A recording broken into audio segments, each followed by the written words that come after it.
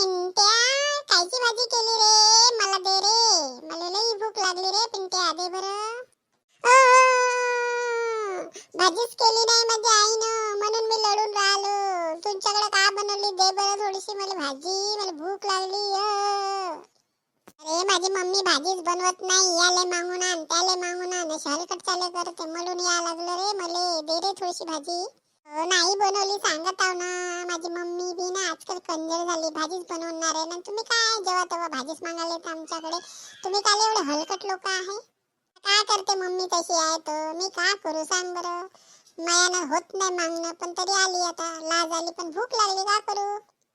माझी मम्मी आजकाल बनवूनच नाही राहिली. काय झालं का तिले? आता ते म्हणते जा कुठे जा ना खा म्हणते, आता तेही बनवून नाही राहिले. आता काय करायचं? मग दोघेही जाऊ आणि दुसरे कोठे जाऊन मागत बसू. चाल बरं, तू जा, मी नाही जात.